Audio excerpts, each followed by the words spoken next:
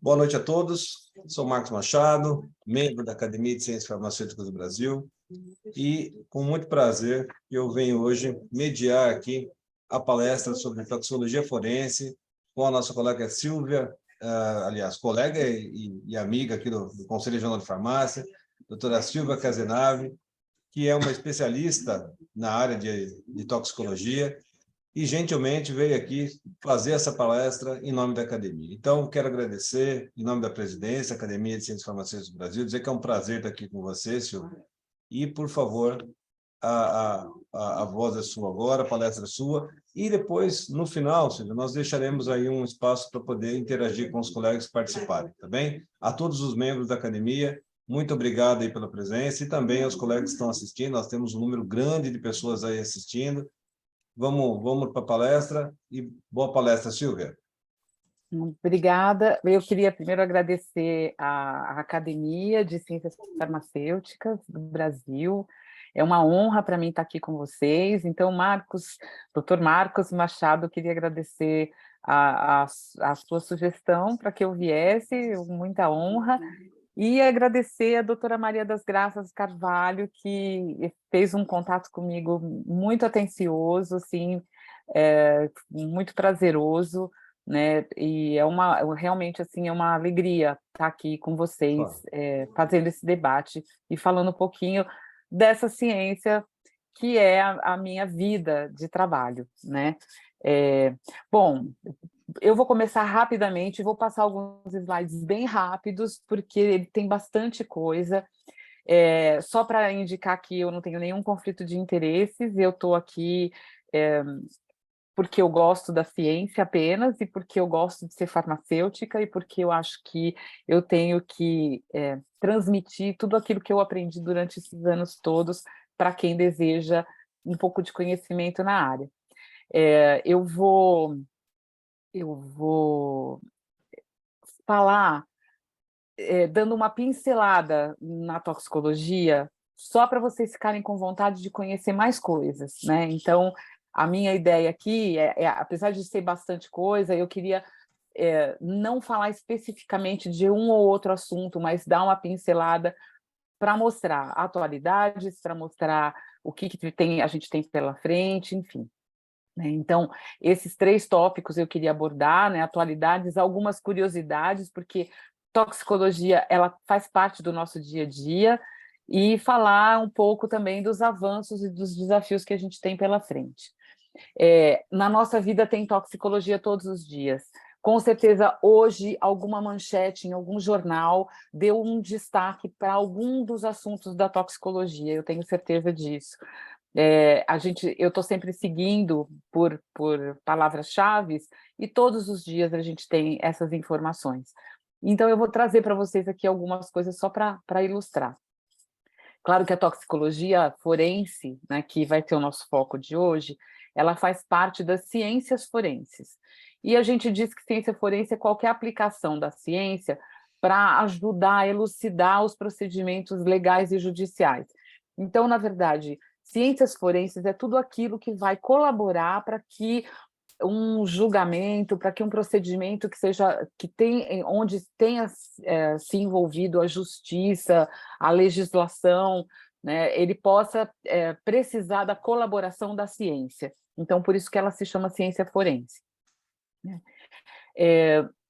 Para ser perito criminal, e eu vou falar disso rapidamente, porque eu sei que aqui a gente tem muitas pessoas que estão interessadas nessa profissão, né, de perito criminal, por exemplo.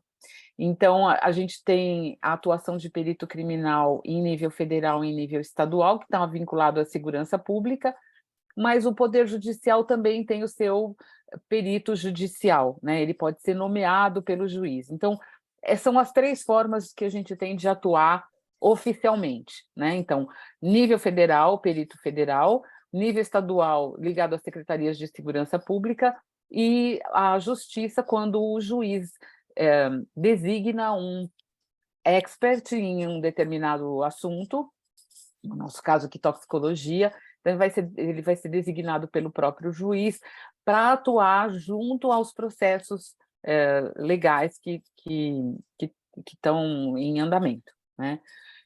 Então, esse perito judicial, ele não é concursado, como os de nível federal e estadual, né? Mas ele é nomeado pelo juiz, e ele acompanha todo o procedimento que os peritos oficiais estão executando, né? É uma forma de garantir que a justiça está sendo feita, embora o perito oficial ele tenha idoneidade, né? A palavra final geralmente é do perito oficial, mas todo questionamento pode ser feito dos procedimentos analíticos ou de ciência que estão sendo construídos durante um processo, né? Só para a gente localizar, a perícia, a ciência forense, ela está vinculada à Superintendência de Polícia Técnico-Científica, né? Isso aqui no estado de São Paulo. Então, a gente está no mesmo nível da Polícia Militar e da Polícia Civil, e esse aqui é o Instituto de Criminalística no qual eu trabalhei no IML e no Instituto de Criminalística, né, durante 30 anos, que é aqui em Campinas, que eu digo que é o CSI Campinas, né? CSI por quê? Porque a gente teve um boom, assim, né, de interesse pela perícia, justamente por conta da série. E tem muitas outras séries que eu vou indicar para vocês no caminho, mas CSI ainda é uma das preferidas, né? Embora eu estava até comentando com a doutora Maria das Graças e com a Cibele, que o meu início de interesse pela perícia foi lendo os livros da Agatha Christie, que eu também recomendo para quem nunca leu. Bom, dentro da Polícia Técnico-Científica, então, a gente tem os dois institutos, o Instituto de Criminalística e o Instituto Médico Legal. Em ambos, a gente trabalha com toxicologia, só que a diferença aqui é que o núcleo de toxicologia forense, ele vai trabalhar com a amostra biológica. Então, ele vai trabalhar com a determinação, a identificação, a quantificação de substâncias, em função de uma solicitação do médico legista.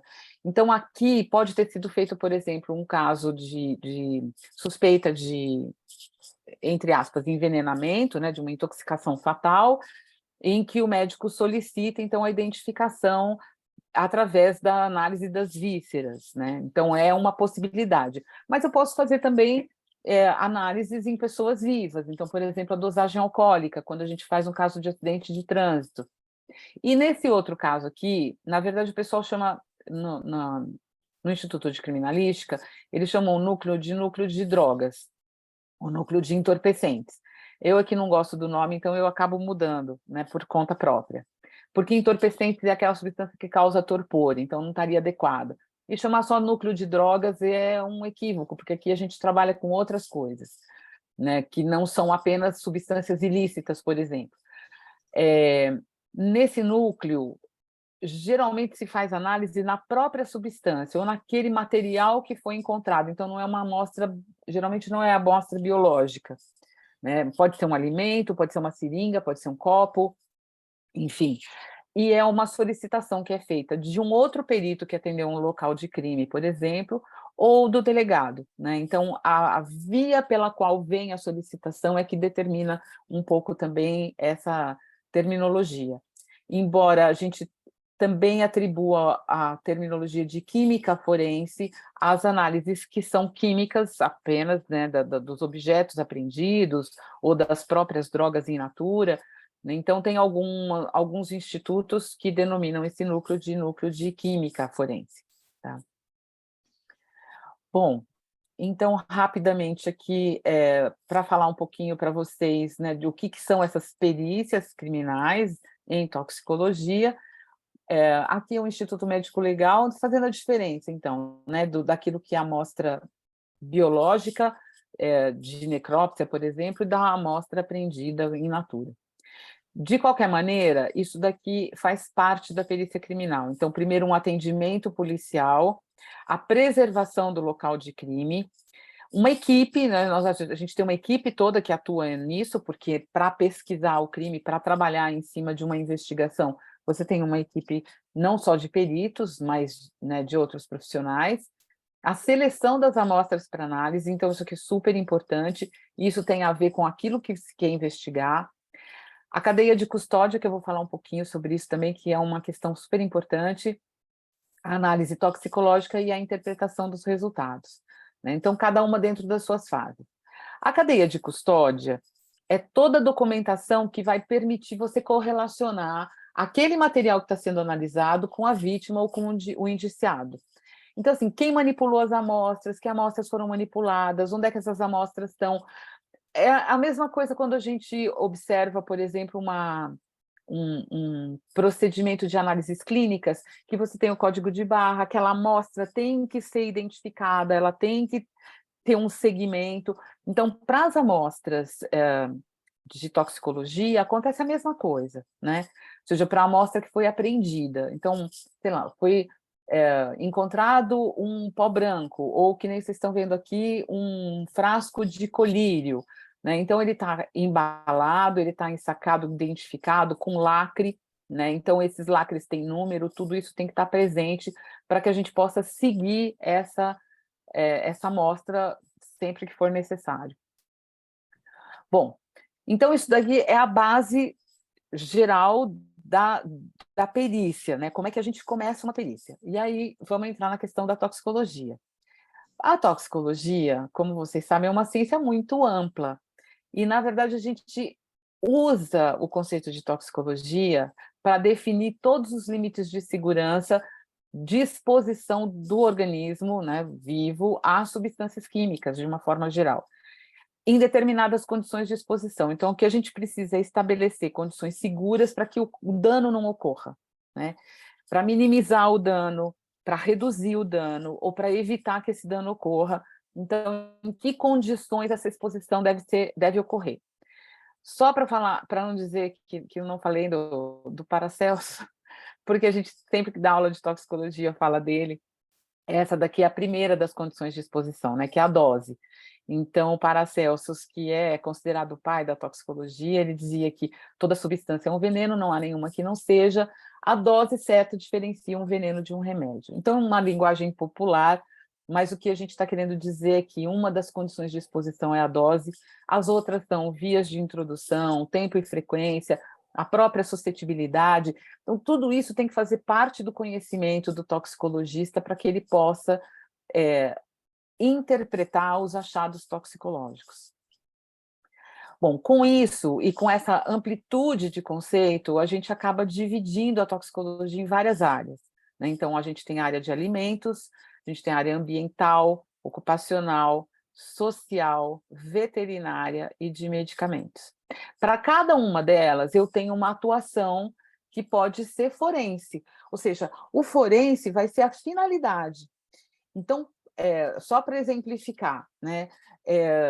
Eu tenho, dentro da área de alimentos, eu posso ter contaminantes de alimentos que são naturais, ou que são aditivos de alimentos e que podem trazer um efeito nocivo, né?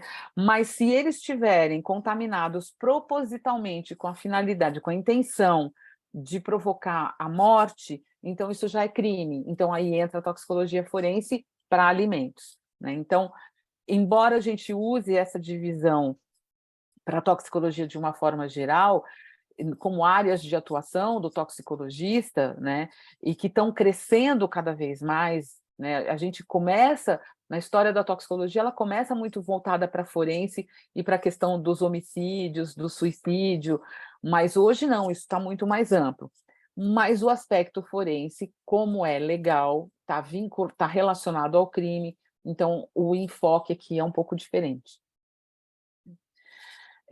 Então, como é que a gente define o que é toxicologia forense, né? Então, da mesma forma que as ciências forenses, ele vai ser o termo aplicado para o estudo dos toxicantes com a finalidade de elucidar os procedimentos legais e judiciais. Então, se eu estiver fazendo uma análise de alimento para elucidar um procedimento judicial, ela é forense. Se eu estiver fazendo análise de alimento para verificar se existe uma contaminação acidental ou não intencional de um aditivo ou de um praguicida, por exemplo, ela é um controle de alimentos, né? E aí eu vou falar um pouquinho a respeito disso mais para frente. Então, assim, é fundamental que o farmacêutico, né, ele entenda muito bem esses conceitos e a gente vai usar as outras ciências da farmácia também para colaborar na interpretação desses resultados todos. Bom, como eu estou falando de crime, né? Então, quais são as investigações, ou quais são os crimes que podem estar envolvidos, nos quais pode estar envolvido de alguma forma a toxicologia? Então, como eu estava falando para vocês, a gente tem as tentativas de homicídio e suicídio, as drogas facilitadoras de violência sexual, que é o pessoal chama de date rape drugs, né? Ou drogas facilitadoras de crime, que pode ser, o crime não precisa ser necessariamente sexual, né? Ele pode ser outro tipo de crime, como furto, extorsão, maus tratos, né? A gente encontra muitos casos de maus tratos em idosos e até em crianças. A gente tem o crime de adulteração, esse aqui principalmente vinculado a medicamentos, mas, por exemplo, no caso dos alimentos que eu estava mencionando, existe também casos de adulteração criminosa, por exemplo, um que talvez vocês lembrem, que foi o caso de um leite contaminado com melamina, né, que provocou intoxicação em crianças e chegou a provocar morte, inclusive, porque eles adulteraram o leite, que estava muito aguado, e aí colocaram melamina, que era para adulterar a identificação no teste de proteína, e o leite acabou sendo utilizado e consumido e provocou um número enorme de intoxicações. Isso tem alguns anos já, mas é um caso icônico, porque é alimento e é crime, né? Foi daquele leite, um leite da China, depois eles foram detidos, presos, enfim, estão respondendo até hoje por isso. A gente tem os casos de falsificação, então, caso de falsificação entra, por exemplo, falsificação de medicamentos, mas entra também falsificação de bebida. A gente tem contaminação, então, aí, contaminação pode ser ambiental, por exemplo, que por conta da lei pode ser encarada como criminosa, e tem aquele aspecto que é o mais conhecido, que é o uso recreativo, o uso adulto de drogas, né? A gente está abolindo esse termo recreativo para não fazer alusão à criança, recreio, a detecção de dependência dessas substâncias, o tráfico de drogas e outros crimes que podem aparecer também no decorrer, né, dessa conversa nossa. Bom, para que a gente faça a identificação e a interpretação do que são essas substâncias presentes em todas essas situações, a gente precisa da toxicologia analítica, né? Então, a toxicologia analítica, ela é uma área da toxicologia que vai detectar, identificar, quantificar os toxicantes, as substâncias, que pode tanto ser in natura como em fluido biológico, e que ela é feita justamente nas duas situações, né, na pessoa viva ou intoxicada, para identificar a intoxicação, para prevenir, para diagnosticar e para tratar, mas também no cadáver, né, num caso de um homicídio ou de um suicídio, para identificar qual foi a causa da morte, né? Essas análises, a gente precisa de um conhecimento de fisiologia, de toxicologia geral, então toxicodinâmica, eu preciso saber mecanismo de ação, eu preciso saber como é que a substância se comporta no organismo. Por exemplo, conhecer aqui a biotransformação e a eliminação é fundamental para a análise toxicológica, porque eu preciso conhecer isso daqui para saber o que eu vou analisar. Eu prefiro analisar sangue, eu prefiro analisar a urina, como é que eu vou tratar essa substância, como é que ela está sendo eliminada, ela é inalterada, ela é conjugada, ela foi biotransformada, que substâncias, então, que estão sendo eliminadas na urina ou no cabelo. Então, todo esse conhecimento eu preciso ter para poder fazer a identificação e para poder interpretar. E eu preciso ter um conhecimento imenso também em química analítica, porque eu vou usar os equipamentos e eu vou usar os conhecimentos de química qualitativa, quantitativa, a parte de análise instrumental. Sem isso, eu não consigo fazer análise toxicológica. Bom, eu tenho que lembrar ainda que eu vou ter toxicantes com baixíssimas concentrações, então nível de nanograma, de picograma até, e eu vou trabalhar com análises complexas. Quando eu falo de urina, eu estou falando de uma análise, de uma amostra biológica que é limpa, que é fácil de obter, inclusive. Mas eu também vou falar de vísceras, eu vou falar de tecido de fígado, por tecido hepático, ou eu vou trabalhar com amostras que têm uma quantidade de gordura grande, ou de outros interferentes, né? Então, além disso, eu preciso conhecer como é a complexidade dessas amostras biológicas com as quais eu vou ter que trabalhar também. E como eu já disse, assim, eu preciso da toxicologia e da farmacologia para interpretar todos os resultados, tá? Então, o diagnóstico dessas intoxicações, ele começa com a história. Eu posso ter uma história completa, ou seja, eu sei qual foi o xenobiótico, eu sei qual foi o toxicante e qual foi a dose. Eu posso ter uma história incompleta porque eu não sei que dosagem, eu não sei quando foi a intoxicação, mas eu sei qual foi o xenobiótico, eu sei qual foi a substância química. E eu posso ter só uma suspeita, eu não saber de absolutamente nada. A pessoa chega em coma no hospital, né? E eu não sei que horas foi a ingestão, se houve ingestão, qual foi a substância. Então, tudo isso dificulta a análise toxicológica e eu preciso desse conhecimento prévio todo para poder encaminhar de alguma forma a análise, né? Então, eu preciso escolher se eu vou ter análises qualitativas ou quantitativas, se eu vou fazer só um screening, ou seja, uma triagem, se eu vou precisar de uma quantificação. Então, tudo isso vai fazer parte da minha escolha, da metodologia analítica, enfim, né? E com isso, a gente vê que houve uma evolução com o passar dos anos. Apesar da gente ainda hoje trabalhar com análises, como, por exemplo, um teste de Reich, que é uma análise de metais, que é muito antiga, mas que ainda hoje atende a gente numa triagem, né? Então, o que a gente pode observar é que os testes de cor eles foram evoluindo, né? Aí veio cromatografia em camada delgada, veio cromatografia gás, cromatografia líquido, e hoje os laboratórios de toxicologia, na sua maioria, estão equipados com cromatografia líquida com espectro de massa. Ou seja, tem as duas, né? Porque muitas vezes a gente precisa dos dois métodos, o CGMS e o LCMS também. Então, a evolução, embora a gente tenha muitos testes de imunoensaio, eles são todos testes de triagem, né? A recomendação é que a gente use testes de uma linha muito mais sensível, apurada, enfim, com robustez. Então, hoje o que se recomenda mais são a cromatografia líquida com espectros de massa para a maioria das substâncias em toxicologia forense. A gente tem esses métodos que vão surgindo, inclusive de preparo de amostra, né, que tem que ser rápidos, tem que ser fáceis, tem que ser efetivos, tem que ter robustez, tem que ter segurança. Então, isso a gente está vendo um avanço, não tanto na questão de quais são as substâncias que estão surgindo, apesar que isso também tem tido um avanço grande nisso, mas a parte analítica foi o que mais avançou na toxicologia. Embora a gente ainda use métodos bastante antigos, a gente vê que isso tem sido um avanço cada vez mais, né, na metodologia. Bom, uma coisa que é super importante é isso, né? Ou seja, a gente tem um direcionamento. Se eu mostrar essa figura para vocês e falar assim, o que vocês analisam daí, ninguém vai conseguir me dizer muita coisa. Talvez um cobertor em cima de um sofá. Então, a gente precisa de um direcionamento. Eu quero que vocês procurem aqui um animal. Ou mais do que um animal, eu quero que vocês procurem aqui um cachorro.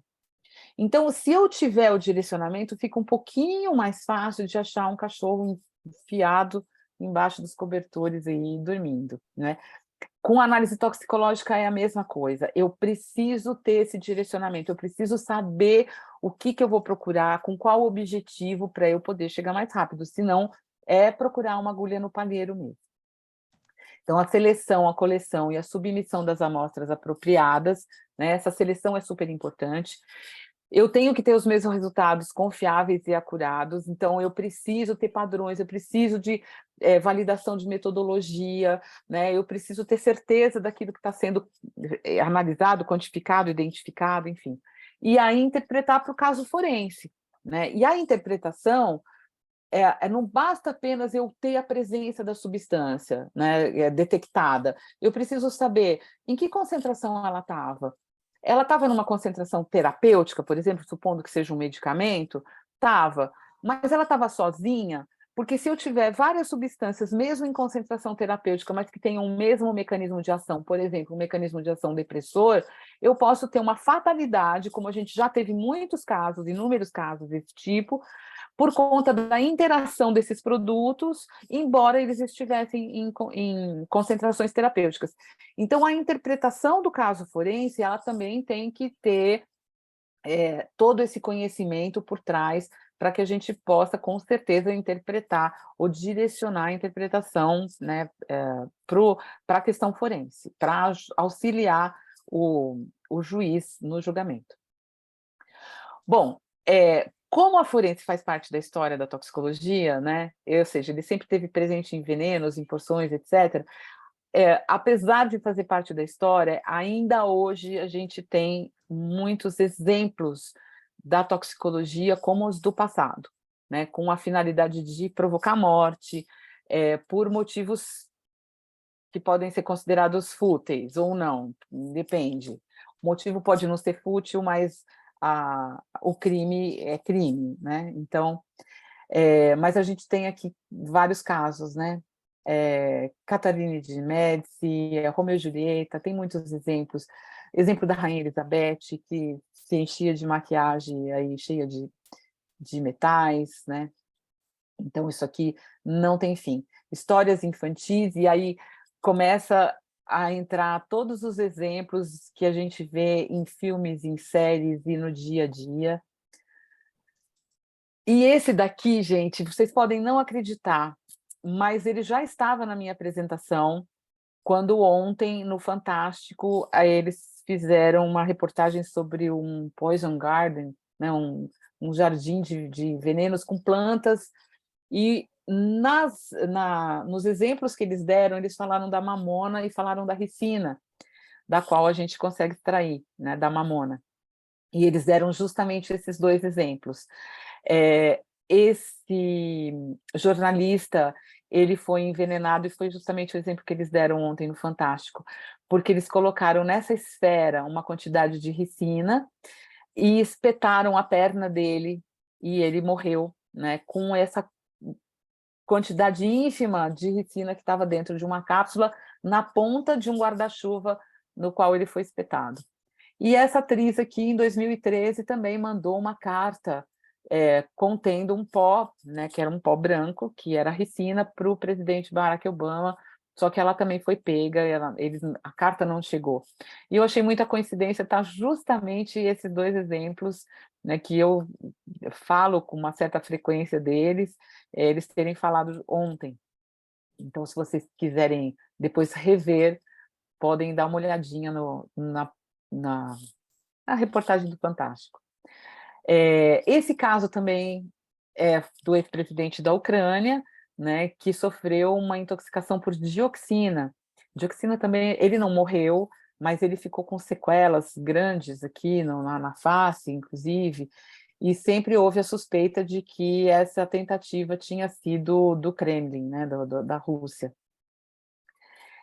A gente tem um outro caso aqui, esse caso foi recente, em 2019, eles terminaram uma investigação que durou 17 anos sobre um envenenamento do ex-presidente Eduardo Frei, do Chile. Então, ele sofreu esse crime, esse envenenamento na ditadura do Pinochet, e só 17 anos depois é que foi constatado, né? Esse outro caso aqui é um pouco mais recente, também vocês devem ter ouvido falar, era um agente, e ele e a filha, um ex-agente russo, e eles estavam morando na Inglaterra, e ele e a filha foram intoxicados com esse agente neurotóxico, que é o Novichok. O Novichok nada mais é do que um inseticida organofosforado de quarta geração, né? Então, ele mata com doses muito baixas, muito pequenas. E na intoxicação deles, as pessoas que atenderam o local também acabaram se intoxicando. Aqui a gente tem um outro caso também recente, também de um líder, um opositor russo, né, que é o Alexei Navalny. Dica, tem uma série sobre ele na Netflix também. E ele foi intoxicado, apesar da Rússia ter negado, mas estão vendo um padrãozinho aí, né? É um padrão de tentativas de homicídio com envenenamento. A gente tem muitos na história, não tem só na história antiga, tem na nossa história atual também. E não tem só no exterior, não é só na Rússia, é só que aí talvez não com finalidade política, como essas que eu mostrei para vocês, mas por outras razões, né? Por amor, por desprezo, enfim, por dinheiro. Esses aqui são casos aqui de Campinas, que foi um caso famoso de um bolo, 4 crianças ficaram intoxicadas, porque eles tinham o chamado chumbinho, que vocês podem ver aqui na pizza também, né? Toda essa granulação acinzentada aqui que vocês estão vendo é do carbofurano, que está na forma esférica, que antigamente tinha o aldicarb, os dois são carbamato, são inseticidas carbamato, e eles foram colocados no alimento aqui. A gente tem gente, eu tenho, sei lá, diria centenas de casos desses, de tentativas de homicídio com esse tipo de produto, né? Então, eles são substâncias que acabam produzindo a morte em concentrações muito baixas, por isso que eles são muito utilizados. Embora tanto o aldicarb como o carbofurano tenham sido proibidos, eles ainda são encontrados por aí, para quem procura. Aqui a gente tem vários outros casos. O carbofurano, ele costuma deixar essa mancha arroxeada, assim, o aldicarb não deixava. Então, isso aqui está no arroz, misturado na comida, isso aqui está no peixe, né? Aqui a gente tem misturado no achocolatado, ou seja, isso aqui trouxe só para exemplificar, mas alguns desses casos são para tentativa de homicídio, né? E alguns casos são de maus tratos animais. Esse caso do peixe aqui, se eu não me engano, foi dado para gato, né? A gente tem casos em que cachorros também foram mortos porque jogaram uma carne contaminada, então isso acaba sempre aparecendo. Ainda vou mostrar mais alguns deles para vocês. Um outro crime que é muito comum, que a gente tem visto com uma certa frequência, é o do golpe Boa Noite Cinderela, que é um golpe, né, gente? As substâncias podem ser qualquer uma dessas aqui, mas geralmente elas estão associadas ao álcool, né? Opa, barulhinho aí. Mas não necessariamente, né? O simples álcool somente é suficiente para esse crime. Deixa eu só mudar aqui. A gente tem ele relatado em várias situações. A gente teve agora, recente, um caso não foi o golpe não foi dado, não foi Boa Noite Cinderela, mas pelo fato da menina estar em condições vulneráveis, possivelmente de embriaguez, a gente não sabe se tem alguma outra substância, ela acabou sendo estuprada, né, largada numa rua sozinha, ou seja, é um crime horroroso, né, que a gente espera que não aconteça, mas isso acaba tendo uma incidência muito maior do que a gente imagina. A gente ouve um caso ou outro, né, mas acaba acontecendo muito mais vezes. Que a gente tem alguns exemplos de filme, né, tipo Se Beber Não Case. Aqui, esse outro filme é uma cena dos turistas, e esse daqui é da... Ai, não está funcionando. Que pena. Deixa eu ver se funciona assim. Ah, não. Esse aqui. Ah, não funcionou, gente, desculpa. Esse aqui é da internet, vocês mesmos podem procurar depois. A menina que está com o copo para trás e alguém passa e joga um comprimido no copo dela, enfim, né, mostrando que ele estava sendo batizado. Isso aqui dá mais 2 horas de conversa só sobre esse assunto, né? Aliás, sobre cada um desses que eu estou falando até agora. Isso é só para deixar vocês com curiosidade. Como eu tinha dito, a gente tem muitas contaminações de bebida, né? Então, bebidas adulteradas é muito frequente. Quando vocês notarem que a bebida está com gosto estranho, questiona, porque pode ser que ela esteja adulterada. Muitos casos a gente tem adulteração com metanol, e o metanol é muito mais tóxico do que o etanol, então ele pode provocar a morte mais rapidamente. Esse aqui estava só para mostrar que a gente tem que prestar atenção também numa questão que é considerada crime, quando a pessoa está dirigindo, uma vez que na nossa legislação o limite é 0, né? Então você não pode ter nenhum limite de álcool ou de qualquer outra droga no organismo. Então, se acontecer um acidente, se acontecer uma morte, a pessoa vai ser submetida à análise e vai ser responsabilizada criminalmente por isso, né? Bom, então, só para falar para vocês aqui rapidamente, nós temos todas essas áreas em que a toxicologia atua. Então, no aspecto forense, né, o que a gente tem que destacar é a finalidade com que está sendo feita a análise, né? Então, ela não é um controle terapêutico do medicamento, mas ela é a identificação do medicamento como uma arma de crime, por exemplo, no caso do Boa Noite Cinderela, ou o medicamento que está sendo adulterado e vendido adulterado para lesar o paciente. É diferente de um paciente estar sendo submetido a uma medicação, e para você ter o benefício maior do medicamento, você faz controle terapêutico. É análise da concentração plasmática para ver se ela está de acordo com a dose. Então, esse controle terapêutico é uma finalidade. Ou se a pessoa está com uma intoxicação acidental, é uma finalidade e diagnosticar a intoxicação, ou verificar a concentração plasmática através do controle terapêutico. Agora, se esse medicamento está sendo usado para cometer um crime, né, como arma de um crime, então aí a finalidade é forense, tá? E aí em qualquer uma dessas áreas. Então, por exemplo, nós temos também na toxicologia ambiental ou na ecotoxicologia. Por quê? Porque a gente tem uma lei de poluição ambiental, é crime. Então, se ele for se esse crime for cometido, né, ou seja, se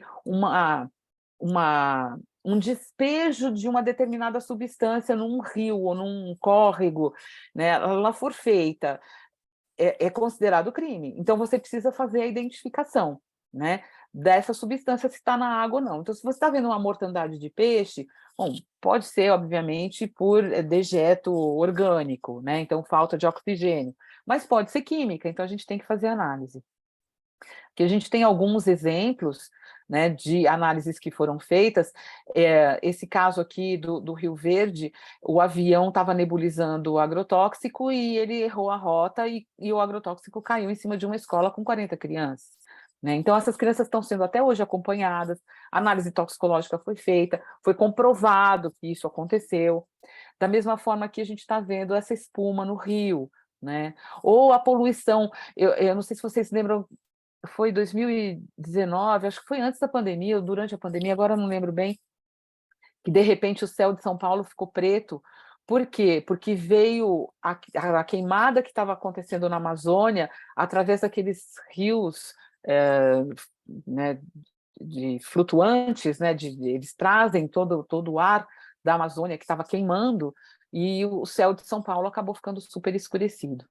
E a gente tem esse outro caso aqui também de uma explosão de nitrato de amônio, né, que acabou, não foi aqui, foi no Líbano, mas ele acabou provocando uma poeira tóxica e uma chuva ácida muito forte, né, intoxicou muita gente e tal. Todos esses casos são casos de ambiental e que são casos de toxicologia. Mas eu vou deixar para vocês aqui a dica de um filme que é o Erin Brockovich, que ele fala do cromo hexavalente, do quanto ele é nocivo e como é que eles fizeram um caso verdadeiro, então fica aí a dica. Na toxicologia de alimentos, a gente já falou um pouco, né? Não estou aqui trabalhando o contaminante de alimento indireto, mas aquele que foi proposital. Então aqui, olha só, uma salsicha com chumbinho, né? Com aldicarbe. Isso aqui são balinhas de goma que tem também. A gente tem bombom, esse aqui é um caso de bombom, mas, gente, vocês não imaginam a quantidade de casos que eu fiz desse no laboratório, né? Então, isso está relacionado com o alimento, mas com uma tentativa de homicídio também. No caso dos medicamentos, né, o que a gente tem sempre que buscar o efeito máximo do medicamento benéfico, né, e minimizar o máximo possível qualquer efeito nocivo. Mas a gente tem aí uma série de ocorrências com medicamentos. Deixa eu só ver, a gente tem outros dois aqui. Aqui vocês estão vendo o sildenafil, né, aqui também uma uma cápsula, como fala? Um envelopezinho de sildenafil, né, de Viagra, que é um dos que aparece com mais frequência, adulterados, falsificados. A gente tem esses dois aqui, o cicloplégico e o artane, que sempre ciclopentolato e o trihexafenidil, desculpa, que sempre foram usados como para alterar o humor, então, na verdade, como drogas de abuso, a mesma forma a ketamina. A gente tem os casos dos anabolizantes, também, que eu acho que é um destaque importante de medicamentos, que está dentro da questão forense, né? Então, esses casos, por exemplo, análises de sildenafil, a gente precisava identificar, primeiro, se tinha presença e se estava na concentração adequada ou se o medicamento não era falsificado, né?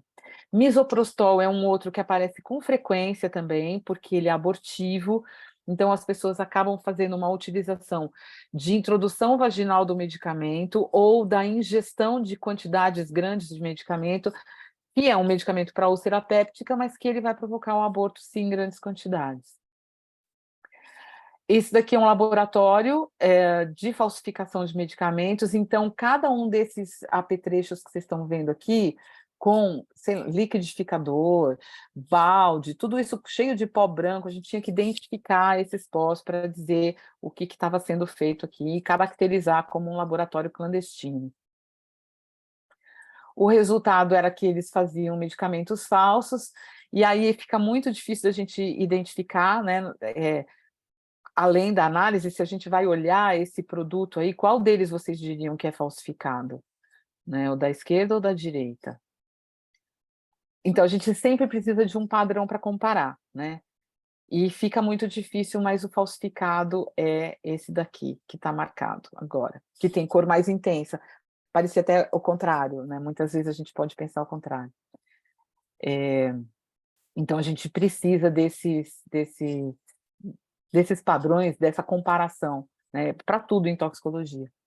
Esse aqui foi um caso também lastimável, foi agora de março de 2023, foi uma suspeita, não, foi uma troca de medicamentos, acabou matando a bebezinha, né? E foi uma prescrição que não foi compreendida, né? Eu acho que esse é um caso importante também, a gente ainda passa por essas situações, né, que não deveria mais passar. Mas foi trocado a prescrição de bromoprida para brimonidina, né, que, ou seja, esse medicamento aqui era um medicamento para glaucoma, então o efeito era totalmente outro, era um bebê e acabou falecendo.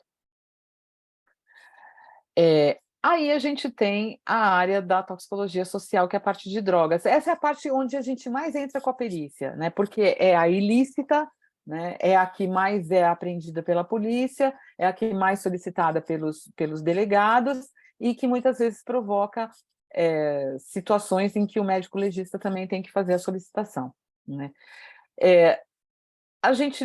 Aqui estão todos os exemplos de drogas, eu vou ter que dar uma acelerada nessa parte aqui, senão daqui a pouco vão me cobrar o tempo. Então, todos esses objetos aqui a gente analisa também, além da substância que está dentro do frasco, a gente analisa o objeto quando ele chega, né? Antigamente a gente olhava um selo desse, a gente tinha certeza que era LSD, hoje não tem mais, tem que fazer análise. Tinha que fazer análise antes também, mas era mais fácil porque você já estava direcionado. Hoje não, você não sabe o que você vai encontrar aí, né? Pode ser uma mistura de coisas, enfim. Essas substâncias que são consideradas drogas, elas estão na lista F da portaria 344, que é essa lista enorme, que vocês estão vendo aí, só a lista F1 e um pedacinho da F2. Elas começaram com 40 substâncias, hoje já tem umas 200, que eu saiba.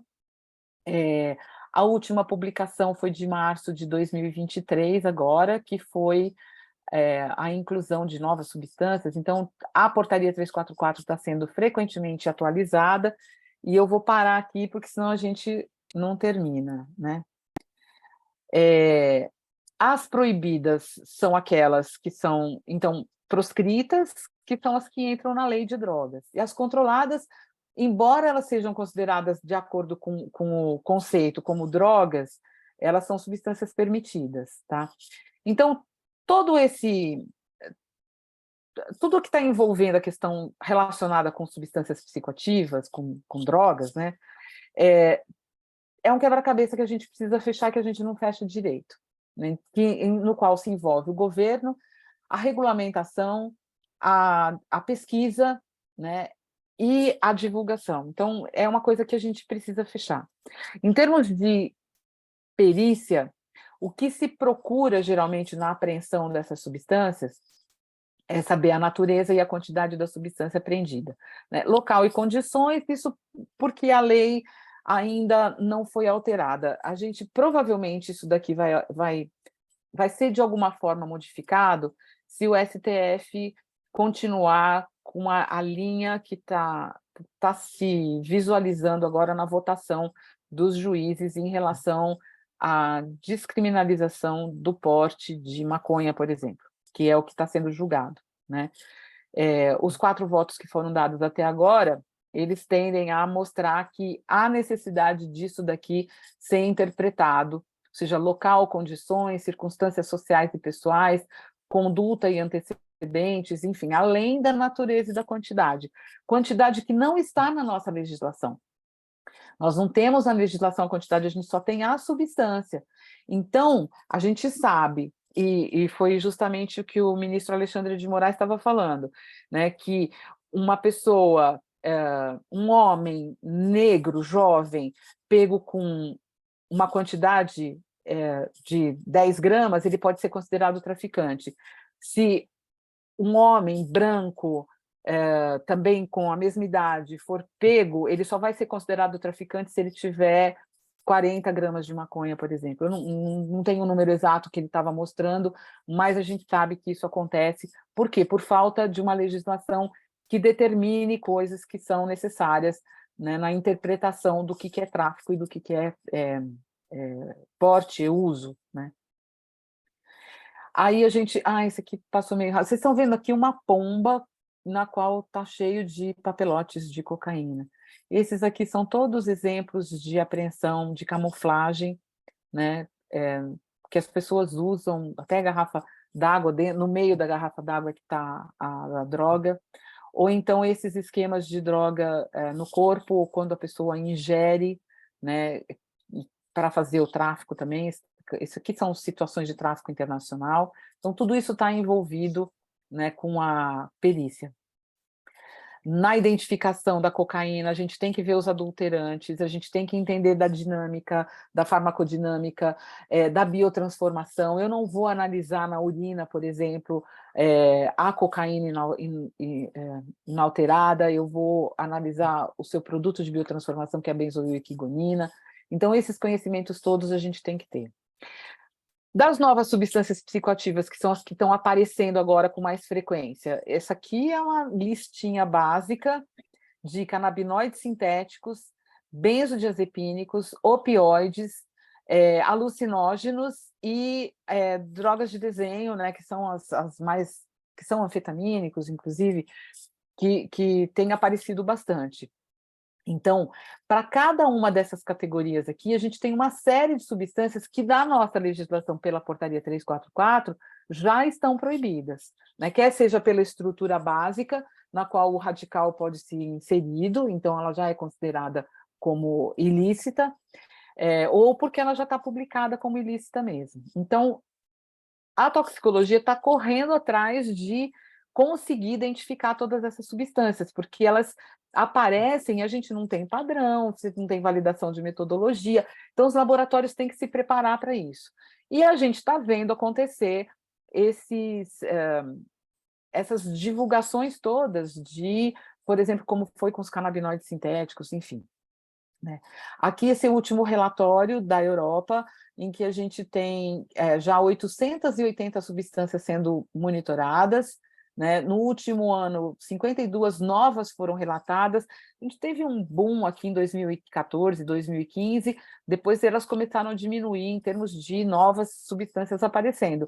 Mas vocês estão vendo aqui que é uma quantidade enorme, né, de novos produtos.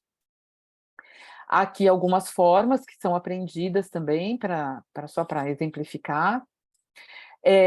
A questão das drogas K, né, do K9, K2, K4, Spice, houve toda uma discussão em cima disso, porque as pessoas começaram a falar que era maconha sintética, e a gente estava fazendo questão de dizer, inclusive lá no CRF nós publicamos, no CFF também, a Sociedade de Toxicologia fez uma publicação para explicar que não existe maconha sintética, né? Maconha é uma planta, o que está sendo comercializado é uma substância sintética, feita em laboratório e que é acondicionada ou em papel de filtro, né, ou em vegetal, que pode ser desde orégano até calêndula, enfim, tem vários tipos de vegetais em que elas são colocadas. Então, é importante que as pessoas entendam essa diferença, porque se elas consomem achando que é um efeito parecido com a da maconha, a intoxicação ela vem muito mais forte, né? Então, a gente está vendo casos de intoxicação porque as pessoas estão consumindo achando que seria parecido ou a mesma coisa, um pouco mais forte, e não, ela é muito mais forte, né? Alguns autores têm dito 100 vezes mais forte, eu não sei como é que essa medida tem sido feita, mas é o que se diz em relação à potência desses produtos. Aqui alguns deles também, elas aparecem como Spice primeiro e agora como drogas K, tá? Só para vocês terem uma ideia, esse aqui rapidamente, o dronabinol, que é sintético, ele é a mesma estrutura do THC, mas aqui a gente está vendo do lado um canabinoide sintético, que não é esse que tem aparecido mais ultimamente, ele está mais antigo, né? E o canabidiol. Então, essas estruturas são estruturas semelhantes, mas que dão potências diferentes às substâncias. Aqui alguns outros canabinoides sintéticos também, né? E a do THC, na qual eles foram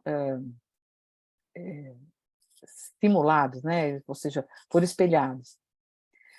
A gente tem os sais de banho, que é no caso das catinonas, mefedrona, por exemplo, né? Que também, só que elas são estimulantes, elas apareceram num período, agora aparecem com menos frequência, mas estão aí para serem analisadas também.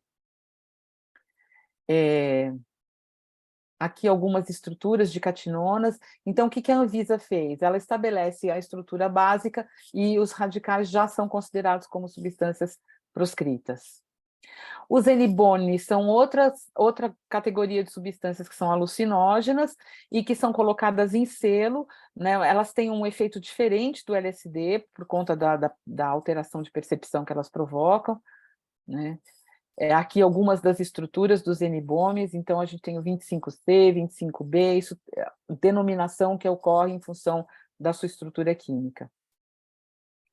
Esses aqui foram já encontrados aqui em Campinas, pelo menos até antes de eu... Esse foi um dos últimos casos, né, antes de eu aposentar. Então, mefedrona, metilona, butilona, enfim, são todos compostos que já circularam por aqui também. Então, alguns exemplos mais. E aí a gente tem, de novo, mais uma manchete daquelas, tipo droga zumbi. Essa daqui é um pouquinho mais nova, que é a xilazina, né? Ela é um sedativo, analgésico veterinário, que está sendo usado como alterador de percepção, né? Acho muito complicado ficar usando essa terminologia de droga zumbi, ou droga que deixa as pessoas como zumbi. Isso desumaniza a pessoa, ela está usando uma droga porque ela tem problemas de saúde, né? A gente tem que cuidar disso, e pensar que elas são como zumbis, né, desumaniza e faz com que você não se importe com a questão de saúde que a pessoa tem que se submeter, né, para tratamento.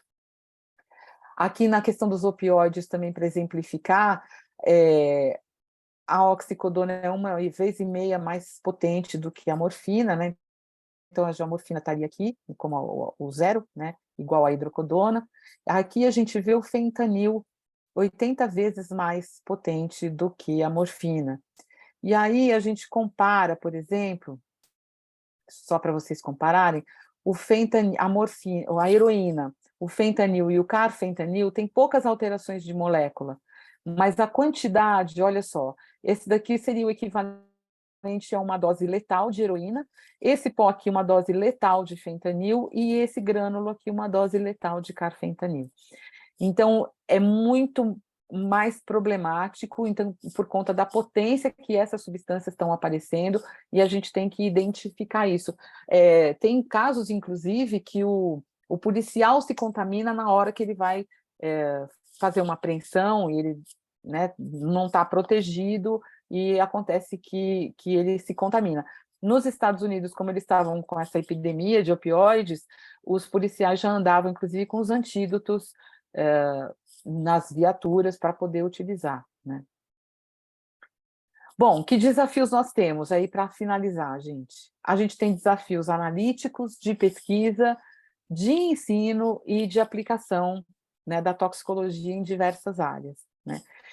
Que desafios seriam esses? Bom, tem inúmeros aqui para destacar alguns. A gente tem um grande número de substâncias cada vez maior, né? Um grande número de áreas também de atuação, são substâncias diferentes, então concentrações diferentes, alta potência dessas substâncias, uma janela de detecção curta, então, muitas vezes, são substâncias que se metabolizam muito rápido, por exemplo, no caso do Boa Noite Cinderela, né? Se for o GHB, eu não consigo, o gama-hidroxibutirato, eu não consigo detectar ele 6, 12 horas depois, né? Então, tem que ser rápido, a janela é muito curta. Eu tenho muitas substâncias que a detecção é complicada pelo metabolismo, pela biotransformação, muitas substâncias que têm estabilidade química, elas se degradam e eu não consigo analisar. Interação, uso de álcool e outras drogas junto com medicamentos ou com outros produtos, contaminantes de alimentos, agrotóxicos, enfim. E as novas substâncias psicoativas que aparecem, que todos os dias a gente parece que tem uma substância nova. Então, eu sei que foi tudo meio rápido, mas se vocês quiserem saber mais, a gente vai ter várias mesas de toxicologia no nosso Congresso Farmacêutico de São Paulo. Convido a todos para fazerem parte e assistirem. E nós vamos ter também o nosso Congresso de Toxicologia, que vai ser no Rio de Janeiro, o CBTox.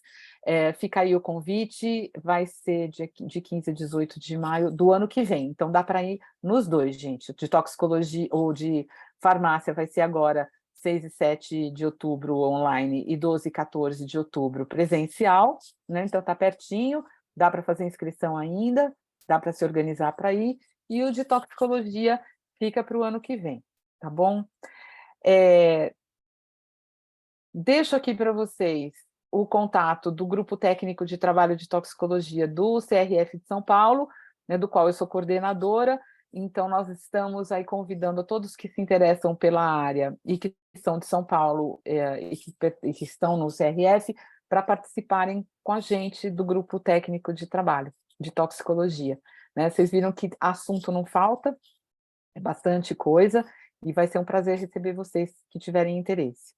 E deixo também os meus contatos aqui, né? Estou nas redes sociais, no Xister, no LinkedIn, enfim, onde vocês quiserem me encontrar, vocês me encontrarão, tá? Peço mil desculpas por ter ultrapassado o tempo um pouquinho, mas eu queria dar essa pincelada geral para vocês verem o tanto de coisas legais que a toxicologia pode fazer, né? E fico à disposição de todos. Doutora Silvia, primeiro, muito obrigado pela disposição em vir fazer essa palestra maravilhosa. Eu estou aqui com o WhatsApp, ao mesmo tempo aqui com as perguntas, e só elogios e perguntas importantes. Então, o tema é extremamente importante. Aliás, eu queria destacar que esse é um evento da Academia de Ciências Farmacêuticas do Brasil, do eixo de análises clínicas, né? E quando nós pensamos nisso, nós pensamos, de fato, em convidá-la pela experiência, pela capacidade, pelo conhecimento na área, né? E o eixo de análises clínicas, é importante dizer também que é um grupo formado pelo Dr. Kleber, por mim, Marcos Machado, pela doutora Marta, sob a coordenação aí da doutora Maria das Graças. Então, em nome da nossa coordenadora também, muito obrigado por ter aceito o convite. Acho que tem várias perguntas aqui, mas eu queria começar perguntando para você, acho que duas perguntas importantes. Primeiro, você falou da questão das drogas, e elas são, de fato, devem ser para vocês lá uma situação corriqueira, ao mesmo tempo preocupante, né? E eu queria saber, as drogas mais comuns, como cocaína, heroína e também maconha, evidentemente que vocês trabalham com isso já faz alguns anos, mas sobre as drogas sintéticas, que é uma preocupação a nível de comunidade mesmo, como essas drogas têm aparecido e como elas têm impactado, de fato, em mortes. Por exemplo, nos Estados Unidos eu sei que fentanil, de fato, causa muitas mortes. No Brasil eu não tenho esse número, não sei dizer. As drogas sintéticas têm sido aumentado o número de mortes, o número de contaminações, enfim, como é que tem sido se comportado as drogas sintéticas na comunidade? Olha, essa sua pergunta é super boa. A gente vai ter, inclusive, uma mesa agora no dia 17, um workshop, em que nós vamos trabalhar lá no Conselho Regional de Farmácia, justamente esse assunto, né? Assim, que impacto que tem, porque nós não conhecemos o impacto dessas drogas novas ainda. Para que a gente conheça, é fundamental que a gente faça análise, porque hoje o que está acontecendo? Os usuários, principalmente usuários que estão em situação de rua, que ocupam as cenas de uso que é conhecida como Cracolândia, eles informam que eles estão fazendo uso de drogas K, ou de maconha sintética, né, que a gente não quer mais usar esse termo. Então, de canabinoides sintéticos. Eles têm alguns sintomas que são compatíveis e outros sintomas que não são compatíveis. Então, eles entram como caso de suspeita e é classificado como drogas K. Só que a análise toxicológica, ela tem que ser feita. Ela tem que ser feita na urina, né, ou no sangue, no caso, vai depender, mas geralmente se faz na urina, para saber quais foram as substâncias que estão presentes no organismo dessa pessoa. A gente precisa, se a polícia apreendeu a droga, a gente precisa que a análise informe quais são as substâncias que estão ali presentes, porque a gente não Sim. sabe se é só um canabinoide sintético ou se esse canabinoide sintético está misturado com fentanil. Nós tivemos relatado pela Unicamp, pelo Ciatox da Unicamp, um caso de contaminação com fentanil, um caso de contaminação com cocaína. Então, isso vai além da droga sintética, porque tem mistura, e ninguém sabe Sim. o que está sendo consumido. E, além disso, a gente teve só um relato de morte, né? Então, a maioria dos casos, a gente está tendo uma recuperação dos pacientes, mas eles precisam realmente ser atendidos e a gente precisa conhecer quais são as substâncias que são responsáveis por essas intoxicações. Perfeito. Eu tenho outras perguntas aqui também na área de medicamentos. Nós temos uma colocação aqui feita pelo nosso colega Agostinho Garcia, né? Ele fala que, de fato, as drogas de abuso devem ser a principal pesquisa de vocês, mas ele fala sobre medicamento, falsificação de medicamentos. Então, eu queria que você falasse um pouco sobre isso e, aproveitando também, já emendar numa outra colocação de uma outra colega nossa, que é a Thaís Castelo, também, que pergunta justamente nessa linha, que é, infelizmente, a questão das prescrições ilegíveis e muitas vezes acontecem as trocas de medicamentos. Isso é comum para vocês? Trabalham muito com isso? Como é que é essa questão dos medicamentos? Bom, vamos por partes. A questão da falsificação, geralmente ela chega para o Instituto de Criminalística, nem sempre ela passa por análise toxicológica, ela passa por comparação no blister, ou na embalagem, ou na caixa, ou vai ser verificado a validade ou o lote. Então, tem uma análise que é feita num setor que vai verificar essas falsificações. Às vezes é necessário que a gente tenha que identificar se a substância está presente ou não. Mas quando é falsificado, a caixa é falsificada, a embalagem é falsificada, então muitas vezes não é necessário fazer análise. Do sildenafil, por exemplo, a gente fez muitas vezes. O que a gente detectava era assim, era a presença da substância, ela estava lá presente ou não. A falsificação era feita, então, por um outro setor. Quando a gente fazia a quantificação, a gente via que a qualidade ela variava muito, né? Ou seja, você tinha comprimidos de Viagra falsificado, por exemplo, que tinha uma concentração, em vez de 50 miligramas, que é o que tem que ter, ele tinha 80 miligramas, né? Então, você veja que a pessoa que vai consumir, ela vai consumir uma quantidade muito maior do que ela está esperando consumir, né? Se ela está tomando um comprimido só, sem nenhum outro tipo de interação, ela não vai ser fatal, obviamente. Então, isso acaba nem chegando para a gente, porque o crime da falsificação ele tem que ser detectado quando a polícia apreende o medicamento falsificado. E aí isso acontece com denúncia, isso acontece com alguma investigação anterior, né? No caso das prescrições, é um pouco diferente, porque nesse caso que eu estava exemplificando, houve a morte. Então, se houve a morte, então aí vai para o Instituto Médico Legal e a análise toxicológica é feita. Mas se aconteceu a troca por conta de uma prescrição mal feita ou de letra ilegível, não fica caracterizado crime, né? Então, apesar de que tem uma responsabilização do farmacêutico aí, né, na dispensação dessa Inclusive prescrição. ética. Inclusive ética, né? Exatamente. É. Mas, assim, não é criminal, né? A pessoa não vai ser detida por uma falha ética ou, enfim, né? De competência. Então, tem essa diferença. Mas a gente ainda tem muitos casos desses aparecendo, por incrível que pareça, né? Com toda a tecnologia que a gente tem disponível. Perfeito. Tem uma pergunta aqui também, do colega Rodrigo Caixeta. Ele pergunta: no caso de drogas cuja janela de detecção é muito curta, não é possível confirmar a intoxicação por uma determinada substância pela presença dos seus metabólitos? Eu acredito que sim, né? Mas seria importante exemplificar se possível. Não depende da substância, né? Uhum. Porque e a gente está falando de janela de detecção, então pensa assim, por exemplo, no caso do GHB que eu tinha falado, o, no caso do GHB, o produto de biotransformação do GHB é um composto que é o mesmo produto de biotransformação do GABA, então ele é endógeno. Então, fazer a diferenciação entre o que é exógeno e o que é endógeno fica muito difícil, embora eles tenham produtos de biotransformação. Então, é muito rápido. Agora, cocaína, por exemplo, ou... deixa eu ver um outro exemplo. Flunitrazepam, né, que a gente vai ter produtos de biotransformação que vão ser eliminados na urina, obviamente. Então, nesse caso, eu consigo detectar. Mas se eu passar de 24 horas, por exemplo, eu já fico com uma quantidade muito pequena para detecção, né? E diminui muito a minha a possibilidade de eu chegar no flunitrazepam, por exemplo. Né? Então, isso vai depender muito de substância para substância.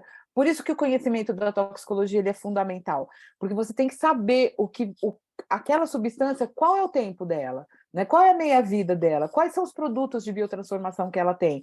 Eu vou analisar ela inalterada ou eu tenho que procurar produtos de biotransformação? Por exemplo, no caso da maconha, a gente também não detecta THC na urina, a gente detecta só os produtos de biotransformação, só os metabólicos. Então, é isso. A gente tem que conhecer cada substância. Tem uma outra pergunta aqui que eu acho importante, e depois eu vou fazer uma sobre essa questão dos testes de toxicologia. Mas a nossa coordenadora, a doutora Maria das Graças, ela pergunta: o que você poderia nos dizer sucintamente sobre o cigarro eletrônico no Brasil? Pode discorrer um pouco sobre isso, sobre esse tema? Nossa, gente, sucintamente é meio difícil.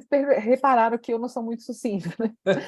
Mas, enfim, eu acho assim, cigarro eletrônico é uma coisa muito polêmica, mas ele é menos prejudicial do que o cigarro do ponto de vista da toxicologia. E, olha, eu vou reforçar para vocês, eu não tenho conflito de interesse nenhum, né? Eu estou aqui falando de toxicologia, né? Porque as pessoas às vezes confundem. Então, lembra que lá no comecinho eu falei que o que a toxicologia busca é minimizar o dano?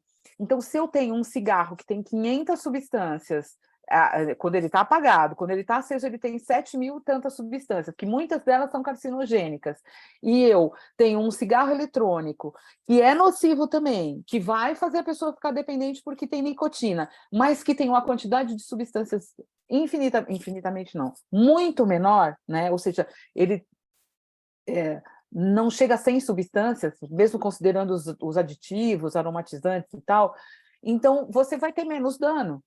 Então, eu entendo, pensando no ponto de vista da toxicologia, que o cigarro eletrônico, embora ele seja nocivo, embora ele traga esses aditivos que são sedutores para pessoas que não fumam começarem a usar o cigarro, e ele tem a nicotina que vai fazer a pessoa se tornar dependente, ele é menos nocivo do que o cigarro. Então, se você tem um paciente que está querendo parar de fumar, que precisa parar de fumar, não consegue, porque ele é dependente, porque a nicotina é forte, tem um potencial de abuso enorme.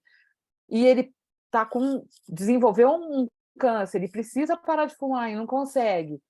Então, ele deixar o cigarro por um cigarro eletrônico pode ser uma estratégia. Tem que ser conversado com essa pessoa, com o médico, para saber quais outras patologias ele tem, né? Porque a nicotina vai continuar fazendo efeito, né? Ela vai ser estimulante, ela vai causar efeitos cardiovasculares. Então, isso tudo continua no cigarro eletrônico. Mas se eu comparar um com o outro, e se eu estiver pensando que um fumante pode deixar de fumar, eu acho que é uma coisa a se considerar.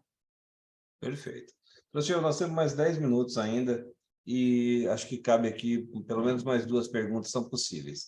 Tem uma pergunta da doutora Luana que ela coloca assim: em caso de substâncias novas produzidas muito recentemente de forma clandestina e ilegal, como se dá o desenvolvimento de reagentes e novas tecnologias, na verdade, novas técnicas, né, para a detecção? Em geral, como é que se dá esse jogo? Eu imagino que seja difícil mesmo, né, porque novas drogas surgem aí o tempo inteiro. Como é que isso se dá para vocês? Então, é de gato e rato mesmo, né? É o seguinte, o nosso pior problema, porque assim, a gente já tem metodologia analítica que serve, é claro que você tem que adaptar, porque essas drogas, elas, na verdade, elas surgem, drogas novas, ilícitas, mas elas mantêm uma estrutura básica semelhante, né? Você está falando por isso que eu mostrei aquelas estruturas, você está falando de radicais que são incluídos na molécula e que fazem com que essa molécula não seja proscrita. Por isso que a Anvisa acabou adotando para transformar substâncias em proscritas, adotando o núcleo básico com a inserção de radicais, que era justamente para evitar isso, porque era o que estava acontecendo. O traficante pegava um núcleo básico de uma anfetamina, enxertava ali um monte de radicais, virava uma substância que ninguém conhecia e que ele estava comercializando para estimular, para mudar a percepção, enfim. E que, se fosse pego pela perícia, não era proscrita, não estava na relação, né? Então, era preciso, para que essa pessoa fosse condenada, que o produto tivesse na lista F, né? Então, como essas análises elas são feitas a partir de estruturas básicas, com a metodologia que a gente tem hoje, é possível você detectar, né? Você vai ver lá, e é cromatografia, né? Enfim, na gás ou líquido, você vai ver que tem um pico de uma substância. Que substância é essa? Olha, você tem um banco de dados no equipamento que te ajuda a chegar perto de alguma coisa. Você tem suspeita do que aquela substância pode fazer. Você está trabalhando com um espectro de massa, mas você precisa de um padrão. Para tudo que a gente faz em toxicologia, a gente precisa de padrão. Então, o que está dificultando a identificação dessas substâncias novas é o fato dos laboratórios não terem padrões de comparação, padrões analíticos, que confirmem que aquela substância é aquela mesma que você está detectando, né? Então, a gente está sempre correndo atrás disso. Mas, em termos de metodologia, assim, a validação de metodologia hoje, ela é difícil de fazer, obviamente, ela leva um tempo, mas ela é uma coisa que a gente consegue fazer rápido, né? Não é tendo o padrão, né, gente? Tendo o padrão. O problema é uma substância que você não sabe qual que é, não tem padrão. Enfim. Perfeito. Eu queria fazer também um questionamento aqui do Dr. Lauro Moreto, nosso presidente emérito aqui, e ele pergunta: como que se encaixa o doping no contexto da toxicologia?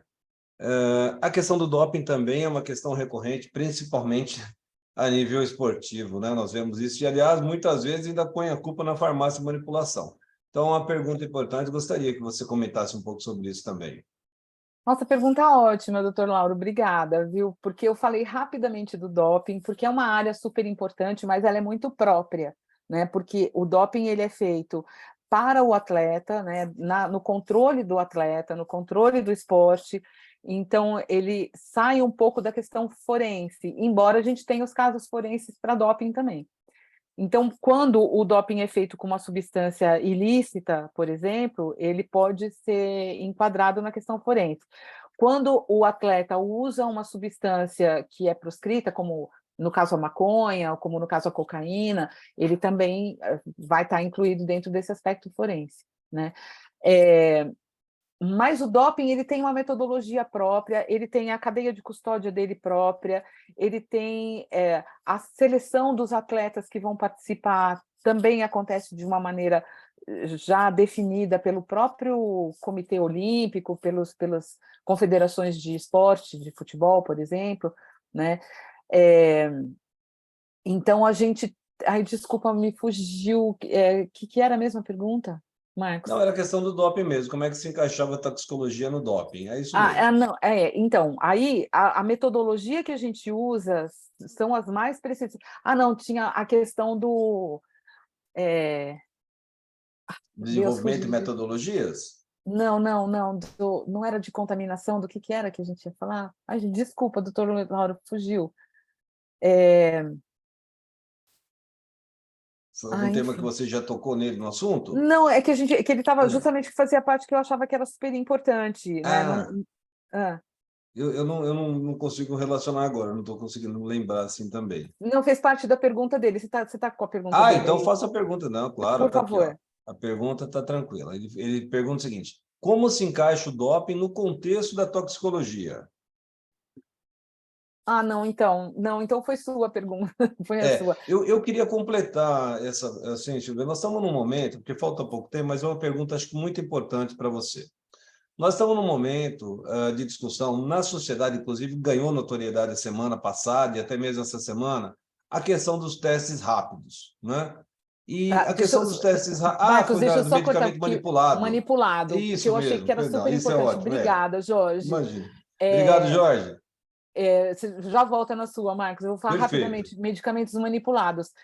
Quando acontece do medicamento de aparecer um caso de doping e o atleta dizer que o problema foi a farmácia, então isso acaba gerando um processo que pode ser criminal. Então, muitas vezes a análise é levada para o laboratório para ser feita a análise nos produtos que a farmácia usou, então na matéria-prima que ela estava usando, para verificar se ele estava presente nos medicamentos, se tinha alguma contaminação.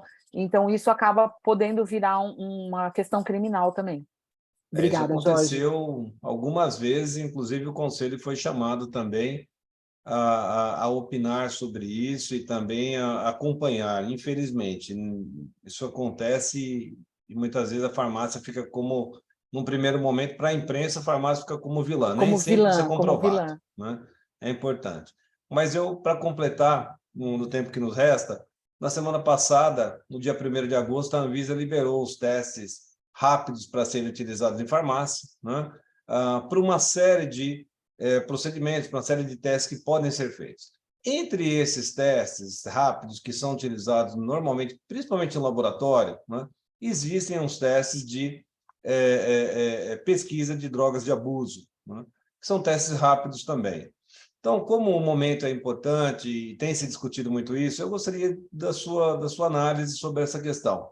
Esses testes realizados na farmácia ou mesmo no laboratório, que são testes rápidos para pesquisa de drogas de abuso, eles são viáveis, são confiáveis? Como é que você vê essa questão e se é interessante? Eu queria que você comentasse um pouco sobre isso, que é importante. Eu acho super importante mesmo, Marcos, mas eu vejo com muita ressalva, né? Esses testes, eles são testes orientativos, eles não são testes que você pode adotar eles como testes definitivos, né? Mesmo os de monoensaio, eles têm que ser confirmados quando quando é detectado um resultado positivo, né? Agora, quando ele é feito fora de um local ou fora de um contexto, né, em que eticamente as pessoas possam usar esse resultado, essa informação de uma forma inadequada, assim, eu tenho muitas ressalvas e eu tenho certeza que a Sociedade de Toxicologia também vai se colocar contra a realização desses testes em farmácia. Não tem motivo para que eles sejam feitos, porque se você precisa conhecer se uma pessoa está mantendo um uso de uma determinada substância que é proscrita, de uma droga, né? Se é o médico que vai precisar saber se ele está interagindo ou como fazer um acompanhamento. Então, é a pessoa com o seu médico que tem que entregar esse resultado, não tem que ter um terceiro fazendo, entendeu? Eu acho isso tudo muito complicado, eu acho que do ponto de vista ético não deveria ser feito. Isso pode acabar se transformando numa forma de fiscalização ou de restrição de trabalho ou de escola, enfim, eu vejo muita complicação nesses testes. Além disso, eles dão falso positivo, falso negativo, Sem né? dúvida. Então é preciso que você confirme por uma metodologia adequada, tipo cromatografia líquida com um espectro de massa, enfim, né? A gente não discutiu muito ainda esse tema, né? Na leitura do projeto todo e da autorização, embora eles mencionem análise toxicológica, esse tipo de análise não está mencionado em lugar nenhum, né? Então, eu não sei, eu precisaria me debruçar mais nesse processo todo para saber como é que acontece. A questão da colheita do material também, né, para análise, não é a mesma coisa que fazer uma glicemia, entendeu? Então, quem que vai colher, como é que vai ser a cadeia de custódia desse material, né? Se a farmácia vai colher, para que laboratório ela vai mandar, ela não pode fazer lá na Não, farmácia, né? não. Então, Teoricamente, uma boa parte desses exames, como são feitos também análises em urina, não vão poder ser manipulados e feitos em farmácia. Então, boa parte deles já serão abolidos nesse sentido. De qualquer forma, a RDC ela também deixa nesse momento algumas dúvidas aí, vamos acompanhar. Mas eu concordo com você. Inclusive, tenho chamado muita atenção dos colegas na área de farmácia para a questão do sigilo, porque esse é um dos claro, testes que você não pode simplesmente fazer e depois a vizinhança saber que um paciente, determinado paciente, realizou esse exame, como outros também. Então, claro. essa é uma questão que a gente ainda tem que discutir muito. Além da questão técnica, tem também a questão do sigilo, que o paciente tem direito a isso. Então, é uma questão complicada mesmo, que a gente ainda vai fazer essa discussão. Doutora Silvia, são 19h32, 19 horas e 32 minutos. Eu eu vou encerrar porque precisa, porque nós temos aqui uma participação enorme. Como diz um colega aqui, poderíamos ficar horas e horas conversando sobre isso, porque de fato é um assunto muito gostoso, e não é só gostoso, ele é um assunto que nem todos os colegas vivem ele no dia a dia. Então, é importantíssimo, a informação é importante. Então, em nome da Academia de Ciências Farmacêuticas do Brasil, eu quero agradecer a sua presença, aliás, informar também que nós estamos com a diretoria recém-eleita, né? No final da semana passada, nós tivemos aí a eleição da nossa diretoria, com o doutor Dante Alário Júnior, que vai assumir a presidência. Então, queria, em nome da academia, agradecer a sua participação e já deixar aqui o convite para que nós possamos fazer uma outra palestra, um outro evento também, porque eu sei que os colegas gostariam muito disso, porque a palestra foi maravilhosa. Então, em nome também do nosso eixo de análises clínicas, muito obrigado pela sua presença, viu? Olha, eu que agradeço, para mim é uma honra estar aqui na academia com vocês, assim, foi muito bom. Fico à disposição para uma próxima, e aí a gente escolhe um tema mais específico para eu trabalhar um Perfeito. pouco mais de profundidade, né? Mas a minha intenção era ilustrar tudo que a toxicologia é, tudo que ela pode fazer, e eu fico à disposição de vocês. Muito obrigada pelo convite. Eu que agradeço em nome de todos. Então, pessoal, muito obrigado aí pela participação. Os membros da academia todos que puderam participar, muito obrigado. Todos os nossos convidados também. Até vou escrever aqui, ó. Muito obrigado a todos vocês, porque de fato foi excelente, tá? Então, Obrigada. Silvia, grande abraço, nos vemos. Nós estamos sempre nos vendo no conselho. Daqui a pouco estamos juntos novamente. Pessoal, muito obrigado a todos Estaremos. vocês. Uma boa noite. Obrigada. Boa noite.